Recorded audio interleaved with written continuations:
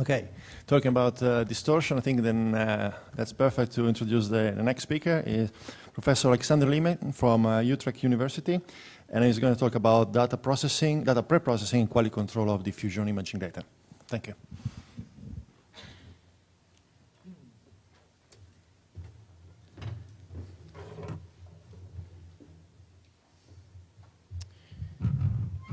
Okay, so Flavio, thank you very much for introducing me and for organizing this session.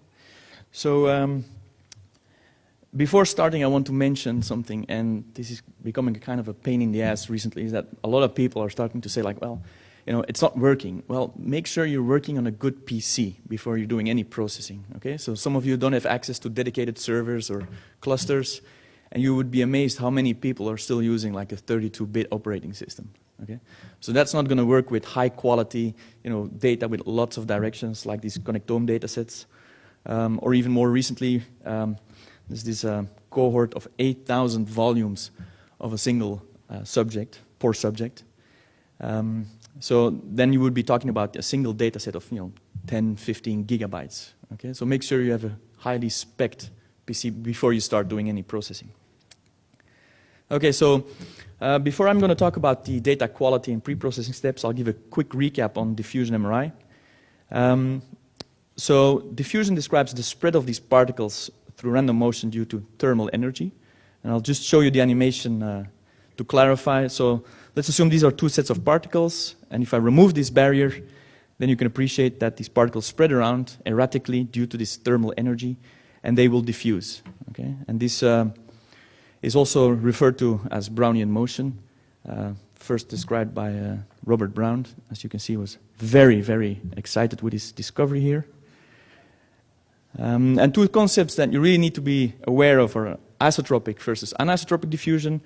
I'm going to show the same animation again, but now I'm going to color encode the red particles in the middle of the animation. Okay? So here you can appreciate that the amount of spread of these particles is the same along each orientation. Okay, this is called isotropic diffusion.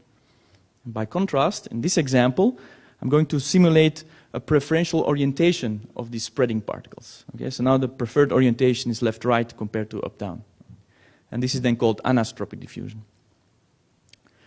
And the same process obviously also occurs for water molecules moving around in the brain. And it's not hard to imagine that the spread of molecules is more pronounced along the fiber structure than across them because of these barriers. And this is then translated into diffusion-weighted imaging, as explained in the previous talk, where you can nicely see, and let's see if this works.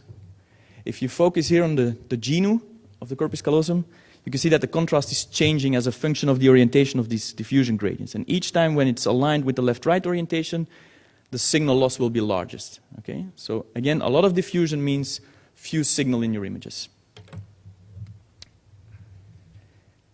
And then I guess one of the big breakthroughs in the mid-90s was that obviously if your orientation of the head is different in the scanner, then your contrast will be different, right? So to take that into account, to actually quantify your diffusion process in a rotationally invariant way, Peter Basser and colleagues, they developed or proposed the diffusion tensor framework. Okay, so for now, just focus on the fact that we've got a mathematical description with this tensor, this 3x3 matrix, which you can then decompose into eigenvalues and eigenvectors describing this diffusion process. And you can visualize it nicely with this ellipsoid. So instead of looking at, let's say, a T1 weighted image where each voxel is a single number, now each voxel element is basically a set of numbers describing this process. Okay? So this is how an image would look like. And I've got two kids. Okay? They're 4 and 6. And last year I picked them up from school. And the teacher comes up to me and says like, "Oh, Mr. Leemans, I hear you work in a candy factory." Okay, so obviously I made the mistake showing these images to my kids without a thorough explanation of what Daddy does for a living. But I'm very popular at school now, so that's a good thing. Okay, so two things that are important to basically capture information of these ellipsoids is the shape, so how pointy is it? So how anisotropic was my diffusion process? And this is then described with fractional anisotropy. It's kind of a normalized standard deviation of your eigenvalues. And you can nicely see that in white matter, you get high values. There's a high coherence of structure. And in CSF or gray matter, we typically see low values, meaning we've got more like isotropic distribution of our spread of water molecules. And there are many other measures. I'm just showing you a few. So the mean diffusivity is very popular. And also, if you decompose it into its longitudinal and transverse component, so meaning along the dominant orientation of diffusion and perpendicular to it. And then obviously the color information, that's also not random. So everything pointing left, right is red, front to back green, and up, down in blue. But I think the take-home message, the most important thing that diffusion MRI can provide us is a higher specificity in terms of looking at white matter structure. So if you focus on this image, you've got no clue at the, what is the orientation of the underlying structure. But if you combine it with diffusion, it's basically, best of both worlds if you want, you can clearly see, if you focus now on the centrum semi-ovale in the middle image, that you've got more information about what is the dominant orientation of my diffusion. Okay, are we talking about lateral projections of the corpus callosum? Is it, is it the projection fibers? Is it some association fiber pathway? It becomes a lot more specific there. And then, I guess most of you are familiar with fiber tractography, so I'll give you a quick toy example of how this works. So if you look at this diffusion tensor field, you can appreciate by looking at the dominant orientation. So if you reduce it to its dominant orientation, then you can already start to tease out these structures, right? And you can do this mathematically in a similar way, like this cartoon example over here. So if you have a starting point and you try to combine all these discrete elements, then you get something like this. Okay, so now we're doing exactly the same, but then with a diffusion tensor field like this. So let's use some starting points, seed points as they're called, from which you can then start to virtually reconstruct the pathways by following some criteria like, am I still in white matter, i.e. is the FA still large enough? What about my angular deviation? Does it still make sense from a physical point of view? And in doing so, you're basically virtually reconstructing these pathways.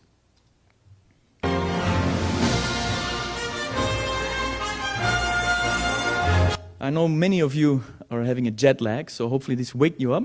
Okay, so this is obviously not Star Trek. This is just how a single seed point would look at the diffusion tensor field and make, informed decisions on how to progress and propagate through this diffusion tensor field. And in practice, we don't just use one seed point, we use multiple seed points throughout the entire data set. Okay, and then you end up with these spaghetti-like structures looking like this. And I once had this was in the olden days, a junior radiologist. I hope there are not too many radiologists in the audience here, but he came up to me and said like, "Ooh, I didn't know these tracts were that thick." Okay? I was about to say like, what about the colors? Okay? So obviously this is just a reconstruction of pathways with tractography. Okay? And this is kind of a disclaimer, we're not looking at tracts. We're looking at reconstructed streamlines, assuming some algorithm, some parameter settings, and some diffusion model. Okay? So in the end, what we're doing is using a kind of an advanced way to segment out these structures of interest with fiber tractography. Okay, now the kind of boring part of my talk in a way, but I'll try to be very illustrative here. So if we focus on an entire pipeline of diffusion MRI, starting to acquire your data and then using some model, some analysis approach, and then you get your statistical inferences, then it's this part which is typically kind of neglected. People acquire data and bam, they start analyzing. But what you should do is actually look at your data and do some quality assurance checks. So I asked 18 different centers across the world to send me their typical data set. And as you can appreciate, the variation in data quality is quite substantial. And if you focus on this example, is this a human data set? Okay, so it's very, very poor quality, but still people are using this type of data. So it's kind of painful to see what the amount of noise that appears in literature. So let's focus on this example. What went wrong with this one? Well, it's actually a high-quality data set, but the subject was not informed to lie still in the scanner. And that is problematic, obviously, for MRI. So you can correct for that, and I'll come back to that later.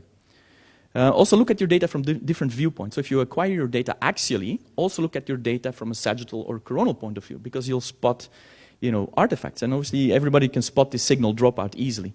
But if you focus on this area, you see this hyperintensity across multiple slices. Right? You will never spot this if you look at your data from the axial point of view, the image plane in which your data were acquired, because your brain adapts the signal intensity range. Okay? So by doing this investigation on the different views, you can actually spot artifacts really quickly, and that's nice feedback for the MR physicist that tunes your sequence. So eyeballing the data, that's something you really have to do in the beginning. A bit more quantitative is looking at the residuals from the model estimation, and I'll just give you a quick toy example of what I mean with residuals. If you've got this set of points, and you fit a line to these points, then the residuals are basically the differences between what you measure and what you can actually estimate from your model. In this case, the model is just a line. But the same principle holds for the diffusion equation. You acquire data, so this is your measurement. You can fit the diffusion tensor or any other model, and then you can recompute what the diffusion-weighted signal should have been given your model. Okay? So if you then subtract your measured from your estimated signal, you get images like this. And if you average them across all the diffusion-weighted images, you get something really sensitive to pick up artifacts. Okay, so I can imagine if you're acquiring 60 directions, 60 slices, you're looking at thousands and thousands of images. It can become quite cumbersome to actually look at all these images. But this residual map is basically a condensed set of information to look at. So with this example here, you may want to argue, well, it looks a bit noisy. Yes, that's true. Noise is always present in your data. But there's no artifacts in this data set. So you can nicely appreciate this by looking at the residual map. It's nicely uniformly distributed. And the residuals are typically low when you've got a good match. Okay? So let's look at an example. So where's the artifact? So obviously, if you're a novice to the field, you may say like, well, can't really see it. Looks colorful. All these parts look colorful. But for the expert, you can clearly see that, this back of the brain, we don't have any direct connections between the occipital poles, right? But if you were to look at the residual map, it will really show up. It's like a light bulb effect. It really showcases where the artifact is. So again, if you've got a high value, so this kind of yellowish color, that means you've got a high difference, a large difference, between your estimation and your measurement. Okay? And we want it to be low. Actually, the previous speaker didn't have enough time to go through to explain the artifact here, but it was a vibration artifact, and I can highly recommend this paper. If you notice this in your data, this is the paper to read. Here's another example, and now you can't even see the artifact. Okay, so maybe post hoc you could say like, I can see this darkish band across the image, but that's kind of a self-fulfilling prophecy here. But by using this residual map, again, you can clearly see that in this case there was insufficient fat suppression here. And here I'll just show you the residual map, and I'll ask you, okay, what was the artifact? Well, in this case, the data quality was superb, Rolls-Royce quality data, but the B-value was very high. It was a 3,000 B-value data set. And obviously, if you use the diffusion tensor, then that's not the optimal regime in which you're probing your diffusion. You're probing restricted more than the hindered component. But that will be explained later on in the course today. Okay, so in a way, it's like saying, well, if I get this set of points, then obviously a line here is a good model, and this sinusoid is a bad model. Okay, so in this case, the data is the same, but the model is wrong. So you get large residuals as well. Okay? Okay, then moving on to the next topic, physically implausible signals, PIS. So this is kind of an awkward acronym, but we don't want PIS in our data. So I'll explain how that works. Okay, so here's our diffusion equation. These are all the definitions, and what we know is that basically the exponential part should always be smaller than 1. Okay, so that basically says, well, our signal in our diffusion weighting is always lower than the diffusion in the non-diffusion weighted image. Okay? But in practice, we find some voxels where the diffusion weighted signal is actually larger.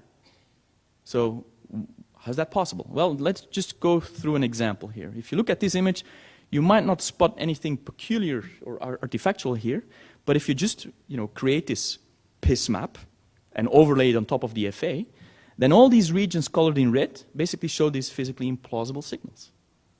Okay, so let's dig deeper. What's going on here?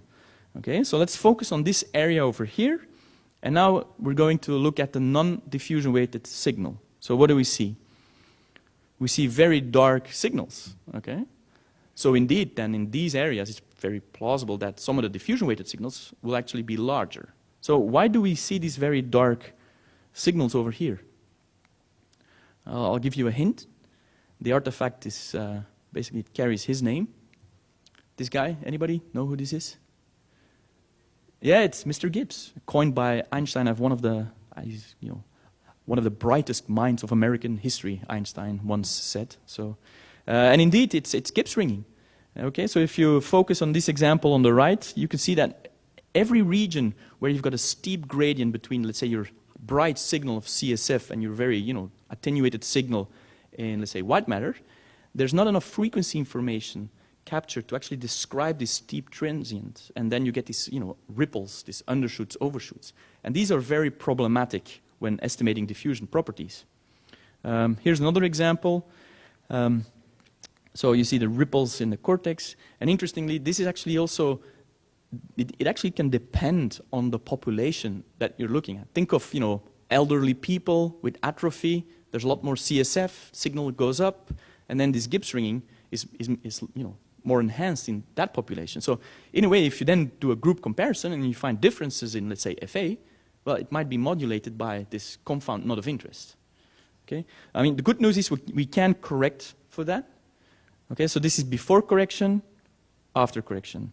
I'll try to toggle between them, but at least you can appreciate that these, these hyper-intense FA values go away while maintaining the, let's say, transient information, so the edges in the images.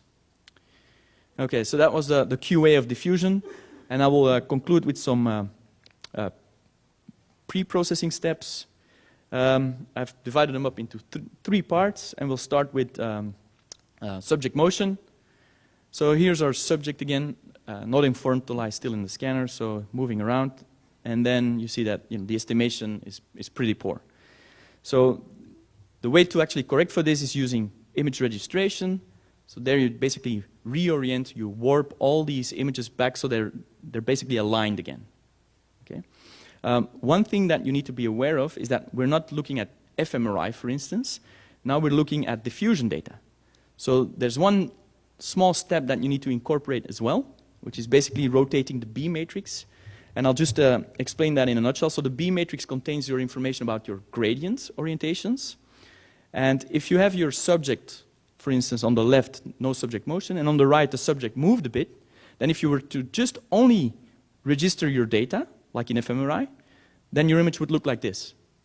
Okay, so keep in mind, the orientation of the subject in the scanner is very relevant because the contrast that you get for a specific diffusion gradient is orientation dependent. Okay, so then by correcting it, by applying this B matrix rotation, you get this image what you basically want. I'll give you an example here. So our subject on the left was lying still, but if it was moving, then you get this as a contrast. If you were to just naively only register your data to get them aligned again, then you can clearly see that the contrast is now different. Okay, so what you should do, so basically if you don't do that, then you can see on the right now that it kind of looks a bit dodgy, these estimations. But what you should do is, if you reorient your data, obviously you cannot change the contrast, you need to change the orientation of your gradient. Okay, with the same transformation parameters that you get from your registration part. And simultaneously we correct for eddy current distortions, so that was also mentioned by Caroline in a previous talk. So here by the fast switching gradients, you can see that the brain is stretching. Well, it's not the brain, obviously, so I once made that mistake. I won't make that again. So there was a subject, a healthy volunteer, I was explaining eddy currents, and she was like, oh my God, is my brain really deforming like that? It can't be healthy. Well, it's not. It's the data set. Okay? It's a data set that is getting distorted. And if you don't correct for it, you'll see these bright rims at the edges. It's kind of a telltale sign that something's wrong. And then if you correct for it, these kind of bright rims, they go away. Okay? And it's not just the bright rims at the outer edges. It's also the inner sides that basically get a better estimate here. And then a second distortion, which is quite prominent, also explained in more detail previously, is the EPI deformations. So if you focus on this area, if you were to just rigidly register your diffusion data with your, let's say, your T1, assuming that your T1 dataset does not show any of these geometrical deformations, you can appreciate here that although the back of the brain is nicely aligned, the front of the brain is kind of stretched here. Okay, so the edge of your FA map here, shown in red, does not match the edge of the GNU here of the T1. So you can correct for that as well. So in this case, I'm using nonlinear registration approaches. So if you just fuse both images before this nonlinear deformation warping, you'll get something like this, and this is after the API correction. So again, there's a marked improvement, although it's not perfect yet. I think, without a shadow of a doubt, you should apply these correction schemes here. And then obviously people say, well, you're showing something in the orbitofrontal cortex. It's notorious area for these deformations. But higher up in the cortex, we don't suffer from these distortions. Well, I'm showing you exactly the same subject here, higher up in the cortex. You may wonder, well, this is a good alignment. Well, this is after correction, before correction. Okay? So you can clearly see that it still improves the alignment.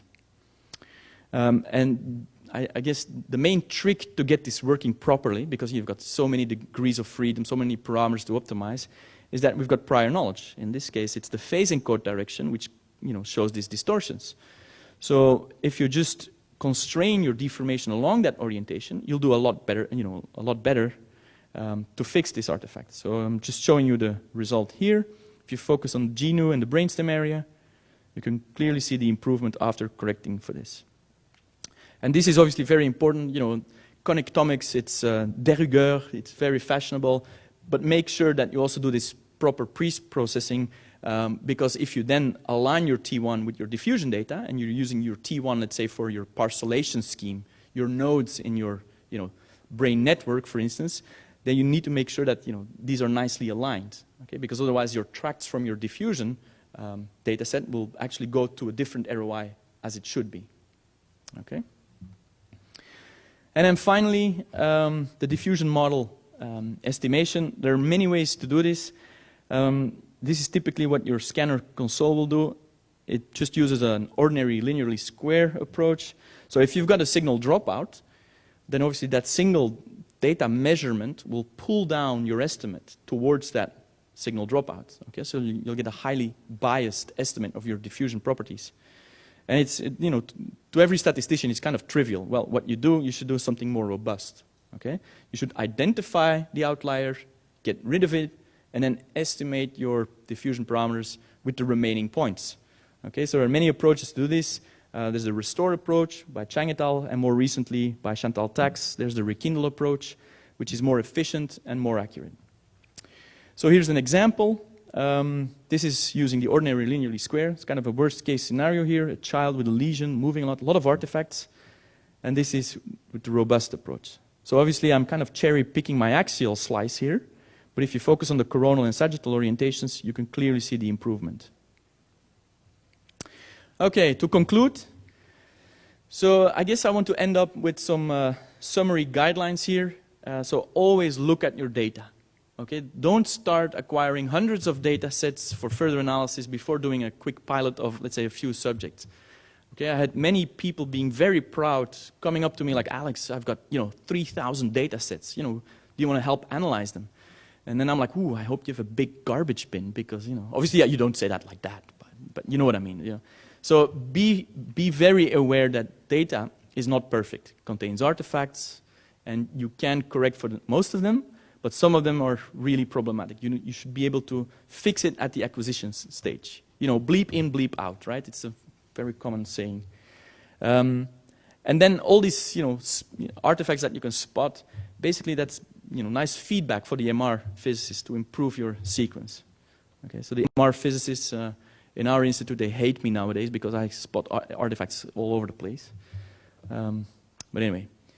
Okay, and then once you have the data, make sure you properly process them. Okay, if you're doing a correction step for subject motion, also include the B matrix rotation. There's no computational burden. It's just a bit of logistics to get the script working, basically.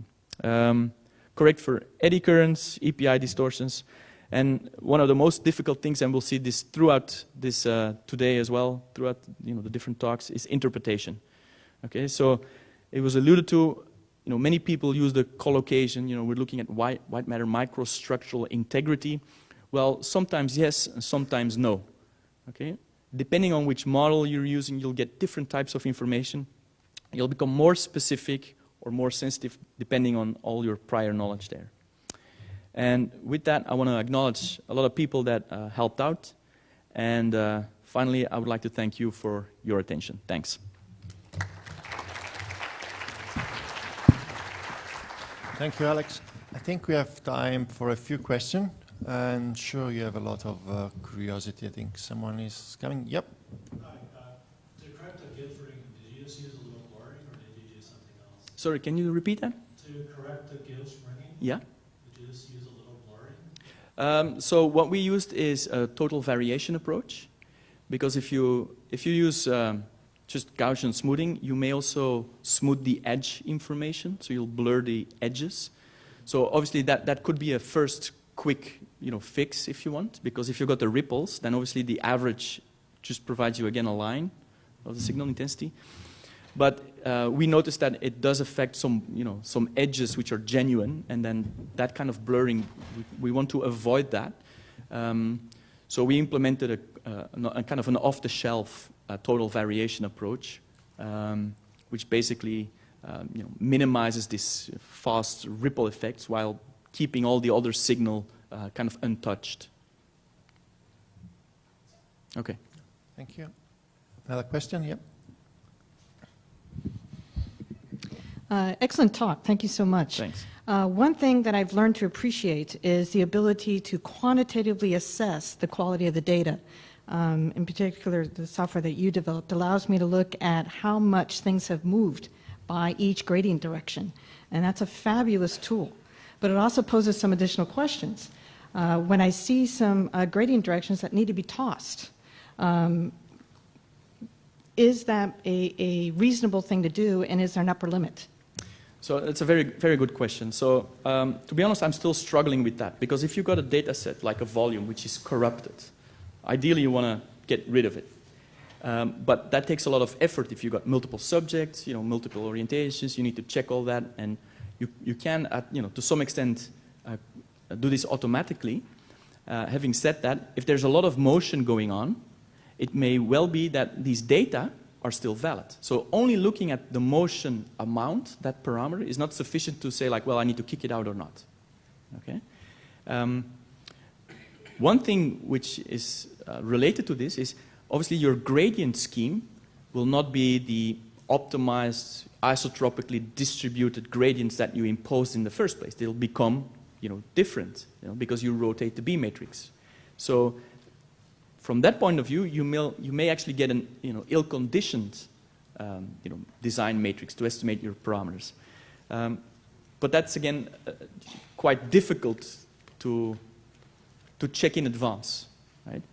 So I've got a very pragmatic approach. I mentioned the robust estimators. Well, they should take that into account as well. So if you've got really corrupted data, at a voxel level, we're doing this check by using, the rekindle approach. You're looking at, is this a signal outlier or not? Okay, and then you get rid of it, if it is. So that would be my suggestion, is to be kind of naive about it. But, this is kind of ongoing research as well, so I have to be honest about that. But this is what I would suggest for now. Just make sure you're using a robust estimator to get rid of all the, poor signal in your data. Another question? Yep. So do you have any suggestion about what kind of software, so open source software is available for this gives correction or data estimation or quality assurance? Well, obviously I'm a bit biased because I developed my own software. So I can highly recommend Explore DTI for obvious reasons. But I'm not aware of any other software packages that also incorporate this Gibbs ringing correction tool. So at the moment, I've got this kind of monopoly, I guess. But it's so simple, this total variation approach. If you just Google it, you'll find code to do it. And otherwise, you can use my tools. Thank you. Yeah. Okay, I think maybe actually I have one question Yeah. for you. And in the afternoon there will be a talk about preclinical imaging and postmortem. Do you have any suggestion, do you have any particular advice about pre-processing data in preclinical? Because what you show is always human brain in vivo. Yeah, so I've been involved in a few small animal imaging studies. And typically, the pre-processing steps in exploratory, they also work fine for the small animals and ex-vivo datasets as well.